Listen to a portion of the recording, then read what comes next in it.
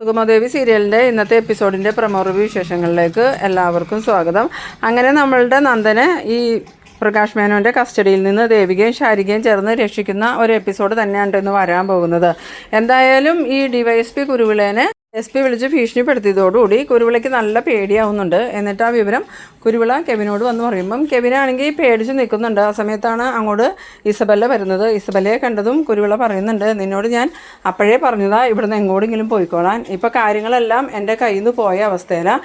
ഇനി വേറെ ഏതെങ്കിലും സ്പെഷ്യൽ ഓഫീസറെ അന്വേഷണം ഏൽപ്പിച്ചിട്ടുണ്ടെങ്കിൽ നമ്മളെല്ലാവരും കൊടുക്കും. അതുമാത്രമല്ല, എനിക്കിതുവരെയും നല്ലൊരു പോലീസ് ഉദ്യോഗസ്ഥൻ എന്നുള്ള പേരുണ്ടായിരുന്നു. ഇത് അതോടുകൂടി പോവും. അതുമാത്രമല്ല, എൻ്റെ ജോലിയും പോകും. ആ സമയത്ത് ഇസബല്ല പറയുന്നുണ്ട്, പാപ്പൻ എന്തൊക്കെയായി പറയണേ, ഇപ്പം എന്താ പുതിയതായിട്ടുണ്ടായ പ്രശ്നം എന്ന് ചോദിക്കുമ്പോൾ അതൊന്നും നിനക്കറിയില്ലേ, ദേവിക എല്ലായിടത്തും നല്ല പ്രഷർ ചെലുത്തിക്കൊണ്ടിരിക്കുക. SP-യുടെ അടുത്തും DGP-യുടെ അടുത്തും അതുപോലെ ആഭ്യന്തരമന്ത്രിയുടെ അടുത്തൊക്കെ ദേവികയുടെ സമ്മർദ്ദം നല്ലോണം ഉണ്ട്. അതുകൊണ്ട് തന്നെ SP എന്നെ ഇന്ന് ഭീഷണിപ്പെടുത്തിയിട്ടാണ് വിട്ടേക്കണേ. മിക്കവാറും എന്നെ ട്രാൻസ്ഫർ ചെയ്യും, ഇല്ലെങ്കിൽ സസ്പെൻഡ് ചെയ്യുന്ന SP എന്നോട് പറഞ്ഞേന്ന്. അന്നേരം ഇസബല്ല പറയുന്നുണ്ട്, അതിന് പാപ്പൻ അന്വേഷിക്കാഞ്ഞിട്ടല്ലല്ലോ, നന്ദൻ എവിടെയാണെന്ന് കണ്ടുപിടിക്കാൻ പറ്റാഞ്ഞിട്ടല്ലേ എന്ന് ചോദിക്കുമ്പം അത് തന്നെയാണ് SP എന്നോടും ചോദിക്കുന്നത്. ഇത്ര ദിവസമായില്ലേ MLAയുടെ ഭർത്താവിനെ കാണാതായിട്ട്, എന്നിട്ട് ഇതുവരെ അതിനെക്കുറിച്ച് എന്തെങ്കിലും ഒരു സൂചന പോലും കിട്ടിയിട്ടില്ലല്ലോ എന്നാണ് പറഞ്ഞത്. ആദ്യം തന്നെ അന്വേഷിച്ചിരുന്നെങ്കിൽ നമുക്ക് എന്തെങ്കിലും സൂചന കിട്ടിയേനെ. പക്ഷേ ആദ്യം വിചാരിച്ചിരുന്നത് നിങ്ങളുടെ ആളുകൾ നന്ദനെ തട്ടിക്കൊണ്ട് പോയിന്നല്ലേ, അവിടെയാണ് എനിക്ക് മിസ്റ്റേക്ക് പറ്റിയെന്ന്. ആ സമയത്ത് ഇസബല്ല പറയുന്നുണ്ട്, ആദ്യം നമ്മളും വിചാരിച്ചത് നമ്മൾ പ്ലാൻ ചെയ്തതുപോലെയാണ് നന്ദനെ കാണാതായെന്നല്ലേ, പിന്നീടല്ലേ മനസ്സിലായത് നമ്മളുടെ കസ്റ്റഡിയിൽ നന്ദനില്ല, വേറെ ആരോ തട്ടിക്കൊണ്ട് പോയേക്കണേന്ന്. ഇനിയിപ്പോൾ നമ്മൾ എവിടെ ചെന്ന് കണ്ടുപിടിക്കും പാപ്പാന്ന് ചോദിക്കുമ്പം എനിക്കൊന്നും അറിയില്ല. എന്തായാലും ഞാൻ സസ്പെൻഷൻ കിട്ടുന്നതിന് മുമ്പ് ജോലി രാജിവെച്ചാലോ എന്ന് ആലോചിക്കണേന്ന്. അന്നേരം കെവിൻ പറയുന്നുണ്ട്, സാർ അങ്ങനത്തെ തീരുമാനമൊന്നും എടുക്കണ്ട, എന്തായാലും നമുക്ക് 3 പേർക്കും എല്ലാ വഴിയിലും അന്വേഷിച്ച് നോക്കാം. ഇതിപ്പോൾ ചെയ്തതെല്ലാം മണ്ടത്തരമായി പോയല്ലോ. അരുന്ധതി മേഡാണെങ്കിൽ നന്ദനെ കൊടുക്കാൻ പറഞ്ഞ് നമ്മളെ ശല്യം ചെയ്തുകൊണ്ടിരിക്കുക. അവർക്കിപ്പോൾ ഋഷിയെ വേണ്ടാന്നാണ് പറയണേ. അന്നേരം ഈ DYSP ചോദിക്കുന്നുണ്ട്, അതെന്താ അവരങ്ങനെ പറയണേ, അവർക്ക് അവരുടെ മോനെയല്ലേ കിട്ടണ്ടേന്ന് ചോദിക്കുമ്പം അതാ എനിക്ക് മനസ്സിലാവാത്ത. ഇവിടെ 2 പ്രാവശ്യം വന്നു, 2 പ്രാവശ്യവും ഞങ്ങൾ ഋഷിയുടെ കാര്യം ചോദിക്കുമ്പോൾ ഋഷിയുടെ കാര്യം നിങ്ങൾ വിട്ടേരെ, നന്ദനെ കിട്ടണമെന്നാണ് പറയണേ. അതിൻ്റെ രഹസ്യം എന്താണെന്ന് മനസ്സിലാവണില്ല. ഇനിയിപ്പോൾ ഋഷിയെ കടത്തിക്കൊണ്ട് പോയത് ചന്ദ്രോത്തുള്ളവരായിരിക്കും എന്ന് ചോദിക്കുമ്പം അവരങ്ങനെയൊന്നും ചെയ്തിട്ടുണ്ടാവാൻ വഴിയില്ല. എന്തായാലും ചന്ദ്രോത്തുകാരുടെ കസ്റ്റഡിയിൽ നന്ദനില്ല എന്നുള്ള കാര്യം ഉറപ്പായി. അതുപോലെ തന്നെ അരുന്ധതിയുടെ കസ്റ്റഡിയിലും ഇല്ല. വേറെ ആരോ ഒരാൾ ഇതിൻ്റെ പിന്നിൽ കളിക്കുന്നുണ്ട്. അവർക്കൊന്നിലെ ചന്ദ്രോത്തുകാരോടും അരുന്ധതിയോടും ശത്രുത ഉള്ളവരായിരിക്കാം, അല്ലെങ്കിൽ നമ്മളോടുള്ള ശത്രുതയ്ക്ക് ആയിരിക്കാം ശത്രുക്കൾ ഇങ്ങനെയൊക്കെ ചെയ്യണേ. എന്തായാലും എത്രയും പെട്ടെന്ന് നന്ദനെയോ ഋഷിയോ ആരെങ്കിലും കണ്ടെത്തണം. ഇതിപ്പോൾ ഋഷിയെ കാണാനില്ല എന്നും പറഞ്ഞ് പരാതിയൊന്നും ചെന്നിട്ടില്ല. അരുന്ധതി മേഡം പേടിച്ചിട്ടായിരിക്കാം പരാതി കൊടുക്കാതിരിക്കണേ. ആ സമയത്ത് ഇസബല്ല പറയുന്നുണ്ട്, അതെങ്ങനെ പരാതി കൊടുക്കും, ആ ഋഷി മരിച്ചു എന്നല്ലേ അരുന്ധതി മേഡവും നമ്മളെല്ലാവരോടും പറഞ്ഞേക്കണേ. ഇനിയിപ്പം ചന്ദ്രോത്തുള്ളവർക്ക് ഋഷി ജീവിച്ചിരിക്കുന്നുണ്ടെന്ന് അറിയുമെന്ന് ചോദിക്കുമ്പം ഇസബല്ല പറയുന്നുണ്ട്, അതിനും സാധ്യതയുണ്ട് പാപ്പ. ഇന്നലെ ദേവികയും ശാരികയും ഇവിടെ വന്നിട്ട് ആ മാതിരി സീൻ കാണിച്ചിട്ട് ഇവിടുന്ന് പോയത്.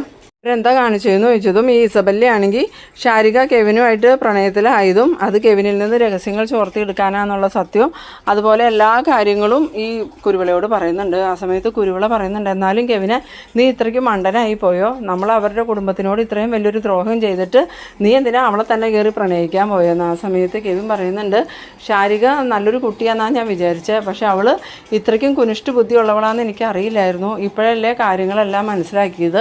എന്നിട്ട് നീ അവളോട് എന്തെങ്കിലും സത്യങ്ങൾ പറഞ്ഞു എന്ന് ചോദിക്കുമ്പം ഇല്ല സാറേ, ഞാനായിട്ട് അവളോട് ഒരു സത്യവും പറഞ്ഞിട്ടില്ല. പക്ഷേ അവരുടെ ഇന്നലത്തെ സംസാരത്തിൽ നിന്നും അവർക്ക് ഞങ്ങളുടെ എല്ലാ കള്ളത്തരം അറിയാമെന്ന് മനസ്സിലായി. അതെങ്ങനെയാണ് അവർ മനസ്സിലാക്കിയെന്ന് ചോദിച്ചതും ഇസബല്ല പറയുന്നുണ്ട്, മിക്കവാറും ഇവൻ പറഞ്ഞതായിരിക്കുമെന്ന്. അന്നേരം കെവിൻ പറയുന്നുണ്ട്, എന്തൊക്കെയാണ് ബെല്ല നീ പറയണേ, ഞാനങ്ങനെ പറയുമോ, അങ്ങനെ പറഞ്ഞിട്ടുണ്ടെങ്കിൽ ഞാനും കൂടെ കൂടിയല്ലേ പെടണേ. അതുമാത്രമാണോ, ഞാൻ സത്യങ്ങൾ പറഞ്ഞാൽ ശാരിക പിന്നെ എൻ്റെ പിന്നാലെ നടക്കുമോ, ശാരിക എന്നെ അപ്പം തന്നെ ഉപേക്ഷിക്കൂലേന്ന്. ആ സമയത്ത് ഇസബല്ല പറയുന്നുണ്ട്, എന്നിട്ട് ഇപ്പോഴും നിന്നെ ശാരിക ഉപേക്ഷിച്ചില്ലേ, അതെല്ലാം അവളുടെ നാടകമായിരുന്നു എന്ന് അവളും അവളുടെ ചേച്ചിയും കൂടെ ഇവിടെ വന്നല്ലേ പറഞ്ഞതെന്ന്. സമയത്ത് കുരുവിള പറയുന്നുണ്ട്, ഇതിപ്പോൾ ആകെ ഭ്രാന്ത് പിടിക്കുന്ന അവസ്ഥയിലായിട്ടുണ്ട്, നിങ്ങളോട് ഞാൻ അപ്പോഴേ പറഞ്ഞതാ ആവശ്യമില്ലാത്തതിനൊന്നും നിൽക്കണ്ടെന്ന്. അപ്പോൾ ഇവൾക്കല്ലായിരുന്നോ നിർബന്ധം നന്ദൻ്റെ കൂടെ ജീവിക്കണമെന്ന്. ഇപ്പോൾ എന്തായി, നന്ദൻ്റെ കൂടെ ജീവിക്കാൻ പറ്റിയില്ലേ, ഒരു ഭാര്യയും കുടുംബമായിട്ട് ജീവിക്കണ ഒരുത്തനെ തന്നെ വേണമെന്ന് നിനക്ക് എന്താ പറഞ്ഞടി ഇത്ര വാശിയെന്ന്. ആ സമയത്ത് ഇസബല്ല പറയുന്നുണ്ട്, പാപ്പനിങ്ങനെ എന്നെ കുറ്റപ്പെടുത്താതെ ഇതിനെന്തെങ്കിലും ഒരു പരിഹാരം കാണുന്നു. പിന്നീട് കാണിക്കുന്നത് നമ്മളുടെ ദേവികേനെയാണ്. ദേവികയാണെങ്കിൽ മുരളിയുടെ അടുത്ത് പറയുന്നുണ്ട്, മുരളിയേട്ട കാര്യങ്ങളൊക്കെ നമ്മൾ ഏകദേശം ഉദ്ദേശിച്ചതുപോലെ തന്നെ എത്തുന്നുണ്ട്. ഇനിയിപ്പോൾ അധികം താമസിയാതെ തന്നെ നന്ദുവിനെ നമ്മൾ കണ്ടെത്തും. ഇപ്പോൾ തന്നെ നന്ദുവിനെ കടത്തിക്കൊണ്ട് പോയ വണ്ടിയുടെ നമ്പർ നമുക്ക് കിട്ടിയിട്ടുണ്ട്. എന്നിട്ട് ആ വണ്ടിയെ ഫോളോ ചെയ്തില്ലേ എന്ന് ചോദിക്കുമ്പം ആ വണ്ടിയുടെ ഉടമസ്ഥനെ കണ്ടുപിടിക്കാനുള്ള ഇതിലാണ് പോലീസ് പോയിക്കൊണ്ടിരിക്കണം. എത്രയും പെട്ടെന്ന് ഉടമസ്ഥനെ കണ്ടുപിടിച്ച് കഴിഞ്ഞാൽ നമുക്ക് നന്ദു എവിടെയാണെന്ന് അറിയാൻ പറ്റുമെന്ന്. ആ സമയത്ത് മുരളി ചോദിക്കുന്നുണ്ട്, നന്ദനെ കാണാതെ ഇതിന് പിന്നിൽ അരുന്ധതിയാണെന്നുള്ള സംശയമുണ്ടോ? ആ സമയത്ത് ദേവിക പറയുന്നുണ്ട്, ഇല്ല മുരളിയേട്ടാ, അരുന്ധതി മേഡം അല്ല, അതെനിക്ക് ഉറപ്പുണ്ട്. എന്തായാലും ഋഷിയെ തിരിച്ച് കിട്ടണമെങ്കിൽ നന്ദനെ കിട്ടണമെന്ന് അവർക്കറിയാം. അതുകൊണ്ട് അവരുടെ കസ്റ്റഡിയിൽ ഉണ്ടായിരുന്നെങ്കിൽ നേരത്തെ തന്നെ അവർ നന്ദനെ നമുക്ക് വിട്ടു തന്നേനേന്ന്. ആ സമയത്ത് മുരളി പറയുന്നുണ്ട്, അല്ല ഇനിയിപ്പോൾ അവരുടെ കസ്റ്റഡിയിലുണ്ട്, അവർ നന്ദനെ വിട്ട് കഴിഞ്ഞാൽ നമ്മൾ ഋഷിയം വിട്ടു കൊടുക്കണ്ടേ? അവരുമായിട്ടുള്ള ദേവികയുടെ ഡീൽ അങ്ങനെയല്ലേ എന്ന് ചോദിക്കുമ്പം ദേവിക പറയുന്നുണ്ട്, അതൊക്കെ നേരാ, പക്ഷേ എനിക്ക് അതിനെക്കുറിച്ച് ഞാനിപ്പോൾ ചിന്തിക്കണമൊന്നുമില്ല. എന്തായാലും നന്ദുവിനെ കിട്ടട്ടെ, അതിനുശേഷമല്ലേ ഋഷിയുടെ കാര്യം തീരുമാനിക്കണം. ഋഷി നമ്മളുടെ കയ്യിലില്ല എന്നുള്ള കാര്യം നമ്മൾ അന്നേരം പറയുമെന്ന്. പിന്നീട് ഈ മുരളി പറയുന്നുണ്ട്, എന്തായാലും ആ പ്രകാശ് മേനോൻ എല്ലായിടത്തും വന്ന് പറയുന്നുണ്ട് ഈ നന്ദനെ തട്ടിക്കൊണ്ടുപോയത് അരുന്ധതിയാണ്. അവനെന്തിനായിരിക്കുമോ അരുന്ധതിയുടെ പേര് തന്നെ ഇങ്ങനെ പറയണേന്ന് ചോദിക്കുമ്പോൾ ഈ പ്രകാശ് മേനോൻ വന്നത് വേറെ എന്തെങ്കിലും പ്ലാനായിട്ടാണോ എന്ന് എനിക്കൊരു സംശയമുണ്ട്. എന്തായാലും വീട്ടിൽ വന്നും പറഞ്ഞു അരുന്ധതിയെ തട്ടിക്കൊണ്ട് പോയേക്കണേന്ന്. ഗിരിയേട്ടൻ്റെ വീട്ടിൽ ചെന്നിട്ടും ഇത് തന്നെയാണ് പറഞ്ഞത്. ഇനിയിപ്പോൾ പ്രകാശ് മേനോനിക്ക് ഇതിലെന്തെങ്കിലും പങ്കുണ്ടാവുമോ? ആ സമയത്ത് മുരളി പറയുന്നുണ്ട്, എനിക്കും സംശയമുണ്ട് ദേവിക, അവൻ ഈ നന്ദൻ്റെ കാര്യമൊക്കെ എങ്ങനെ അറിഞ്ഞു? അത് മാത്രമല്ല ഈ അരുന്ധതിയും പ്രഭാന്റിയായിട്ട് വഴക്കുണ്ടെന്നും അയാൾ മനസ്സിലാക്കിയിട്ടുണ്ട്. അത് വെച്ചിട്ടായിരിക്കും ഈ നന്ദനെ കടത്തിക്കൊണ്ട് പോയത് അരുന്ധതിയാന്ന് പറയണേ. എന്നാലും ഈ പ്രകാശ് മേനോൻ എല്ലാ വീടും കയറി ഇറങ്ങി ഇങ്ങനെ പറയണതിൻ്റെ ലക്ഷ്യം എന്തായിരിക്കും? അതിലെനിക്കും സംശയമുണ്ട്. ഇനിയിപ്പോൾ ഇതിൻ്റെ പിന്നിൽ അയാൾക്ക് വേറെ എന്തെങ്കിലും ലക്ഷ്യമുണ്ടോ എന്ന് അറിയില്ല. എന്തായാലും അയാളുടെ നീക്കങ്ങൾ നിരീക്ഷിക്കാൻ ഷാഡോ പോലീസിനെ ഏൽപ്പിക്കാമെന്ന്. ഇത് കാണിക്കുന്നത് നമ്മളുടെ ഗിരീഷിനെ രജനീനെയാണ്. ഈ പ്രകാശ് മേനോൻ പോയി കഴിഞ്ഞതും രജനി ഗിരീഷിനോട് പറയുന്നുണ്ട്, ഗിരി, പ്രകാശ് പറഞ്ഞത് ഗിരി ശ്രദ്ധിച്ചില്ലേ? ചന്ദ്രോത്തുള്ളവരോട് ശത്രുതയുള്ളത് അരുന്ധതിക്ക്. അതുകൊണ്ട് അരുന്ധതി തന്നെയായിരിക്കും നന്ദനെ കടത്തിക്കൊണ്ട് പോയേക്കണേ.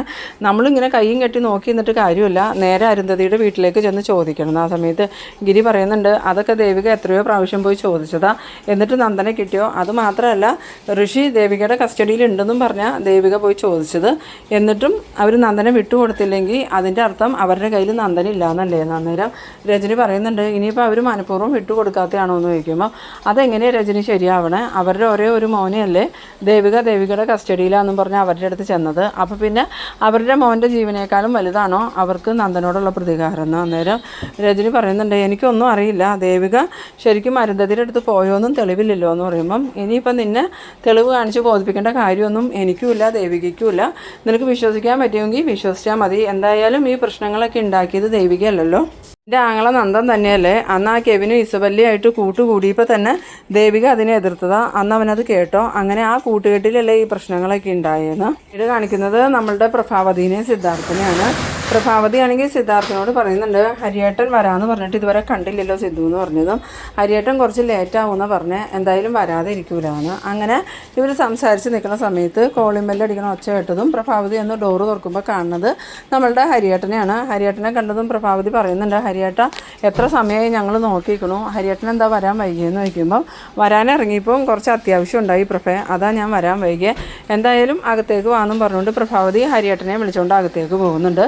അകത്ത് എന്നതും സിദ്ധാർത്ഥൻ ഹരിയേട്ടനോട് ചോദിക്കുന്നുണ്ട്, എന്തായി ഹരിയേട്ട, ഹരിയേട്ടൻ്റെ അന്വേഷണത്തിൽ എന്തെങ്കിലും പുരോഗതി ഉണ്ടോ എന്ന് ചോദിക്കുമ്പം ആ പ്രകാശ് മേനോനെ കുറിച്ചാണ് ഞാനിപ്പോൾ അന്വേഷിച്ചുകൊണ്ടിരിക്കണേ. അവൻ എന്തൊക്കെയോ മുൻകൂട്ടി കണക്ക് കൂട്ടിയാണ് ഇങ്ങോട്ട് വന്നേക്കണത്.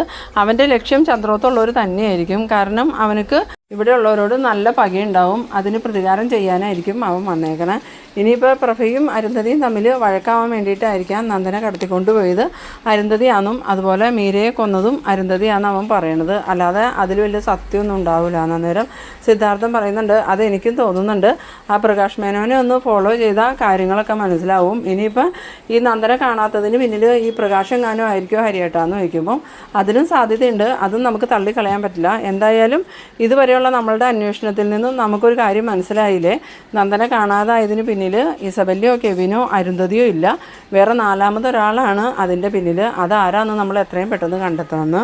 പിന്നീട് കാണിക്കുന്നത് നമ്മളുടെ നന്ദനയാണ്. നന്ദനാണെങ്കിൽ ആകെ ദേഷ്യം കയറിയിരിക്കുന്ന സമയത്ത് പ്രകാശ് മേനോൻ അങ്ങോട്ട് വരുന്നുണ്ട്. പ്രകാശ് മേനോനെ കണ്ടതും നന്ദൻ പറയുന്നുണ്ട്, നീ എന്തൊക്കെയാണ് പ്രകാശ് ഈ കാണിക്കണേ, ഞങ്ങളെ എന്തിനാ ഇവിടെ അടച്ചിട്ടേക്കണേന്ന് ചോദിക്കുമ്പോൾ, ഞങ്ങളെയോ, അത് നീ നിൻ്റെ കാര്യം മാത്രം പറഞ്ഞാൽ പോരെ, നീ എന്തിനാ ഋഷിയുടെ കാര്യം ചോദിക്കണേ, നിനക്കിപ്പോൾ ഋഷിയുടെ കാര്യത്തിൽ വിഷമം ഉണ്ടോ എന്ന് ചോദിക്കുമ്പോൾ, എനിക്ക് ആരുടെയും കാര്യത്തിൽ വിഷമം ഉണ്ടായിട്ടൊന്നുമല്ല, അവനെയും അവൻ്റെ അമ്മ കാണാതെ വിഷമിച്ചിരിക്കുകയല്ലേ, ഞങ്ങളെല്ലാവരെയും ഇങ്ങനെ സങ്കടപ്പെടുത്താൻ ഞങ്ങൾ നിന്നോട് എന്ത് ദ്രോഹമാണ് ചെയ്തതെന്ന്. അന്നേരം പ്രകാശ് മേനോൻ പറയുന്നുണ്ട്, എന്നോട് ചെയ്ത ദ്രോഹം എന്താണെന്ന് ഇതുവരെ നിനക്ക് മനസ്സിലായില്ലടാ, ഞാൻ എത്ര വർഷമായി ജയിലിൽ കിടക്കണു, അതും ഞാൻ ചെയ്യാത്ത കുറ്റത്തിന്. ഇവിടെ നീയൊക്കെ അന്നേരം സുഖമായിട്ട് ജീവിക്കുമല്ലായിരുന്നു എന്ന്. ആ സമയത്ത് നന്ദൻ പറയുന്നുണ്ട്, അതിന് ഞങ്ങളല്ലല്ലോ നിന്നെ ജയിലിലേക്ക് വിട്ടത്, തെളിവുകളും സാക്ഷിമൊഴികളും എല്ലാം നിനക്ക് എതിരായതുകൊണ്ടല്ലേ നീ ജയിലിൽ പോയത്, അത് മാത്രമല്ല അന്ന് നീ കുറ്റം സമ്മതിച്ചുല്ലോ എന്ന്. ആ സമയത്ത് പ്രകാശ് മേനോൻ പറയുന്നുണ്ട്, തെളിവുകളൊക്കെ എനിക്ക് എതിരായതുകൊണ്ടാണ് ഞാൻ കുറ്റം സമ്മതിച്ചത്, എന്തായാലും ഞാൻ അനുഭവിച്ചത് നിങ്ങളും അനുഭവിക്കണം, ചന്ദ്രോത്തുള്ളവരും അരുന്ധതിമയുടെ എല്ലാവരും അനുഭവിക്കണം. ആ സമയം നന്ദൻ ചോദിക്കുന്നുണ്ട്, അതിന് ഞങ്ങൾ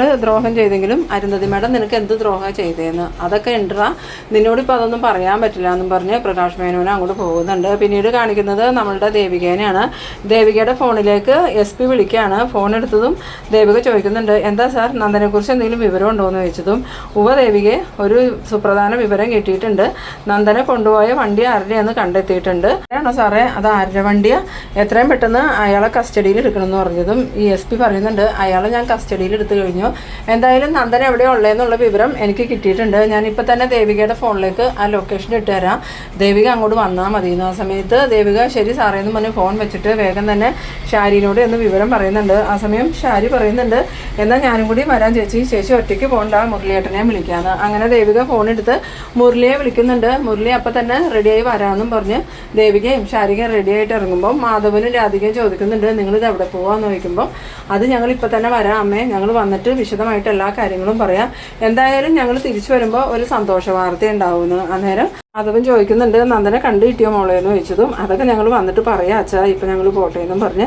ദേവികയും ശാരികയും വെളിയിലേക്ക് ഇറങ്ങുന്നുണ്ട്. അപ്പോൾ തന്നെ നമ്മളുടെ മുരളി കാർ കൊണ്ട് വന്നതും ദേവികയും ശാരികയും കാറിലേക്ക് കയറുമ്പം മുരളി ചോദിക്കുന്നുണ്ട്, നമ്മളിത് എങ്ങോട്ടാണ് പോകണേന്ന് ചോദിച്ചതും, SP എനിക്കൊരു ലൊക്കേഷൻ ഇട്ട് തന്നിട്ടുണ്ട്, മുരളിയേട്ടൻ ആ ലൊക്കേഷനിലേക്ക് കാറ് വിട്ടാൽ മതി. ആ സമയത്ത് മുരളി ചോദിക്കുന്നുണ്ട്, അത് പ്രശ്നമാവില്ലേ, നമ്മൾ ഒറ്റയ്ക്ക് പോയാൽ എങ്ങനെ ശരിയാവണേന്ന് ചോദിക്കുമ്പം, നമ്മൾ ഒറ്റയ്ക്കൊന്നുമല്ല, SPയും കൂട്ടരും പുറപ്പെട്ടിട്ടുണ്ട്, അവരവിടെ എത്തുമ്പോഴേക്കും നമ്മളും അങ്ങോട്ട് എത്തിയാൽ മതി, എന്തായാലും ഇതിൽ സ്പീഡിൽ തന്നെ മുരളിയേട്ടൻ കാറ് വിട്ടോളാൻ. അങ്ങനെ മുരളി കാറ് സ്പീഡിൽ വിടുമ്പം ദേവികയാണെങ്കിൽ ഇങ്ങനെ ഓരോന്ന് ആലോചിച്ച് നിൽക്കുന്ന ആ ഒരു സീനിലാണ് ഈ എപ്പിസോഡ് അവസാനിക്കുന്നത്.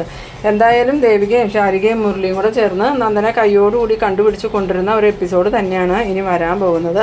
അപ്പോൾ നിങ്ങളെൻ്റെ വീഡിയോ ആദ്യമായിട്ടൊക്കെ കാണുന്നവരാണെങ്കിൽ ചാനലൊന്ന് സബ്സ്ക്രൈബ് ചെയ്യാനും എൻ്റെ വീഡിയോ നിങ്ങൾക്ക് ഇഷ്ടമായാൽ ലൈക്ക് ചെയ്യാനും ഷെയർ ചെയ്യാനും മറക്കരുത്. അപ്പോൾ ഇതുപോലെ ഇൻട്രസ്റ്റിംഗ് ആയിട്ടുള്ള അടുത്തൊരു എപ്പിസോഡുമായി നമുക്ക് വീണ്ടും കാണാം. അതുവരേക്കും ബൈ ബൈ.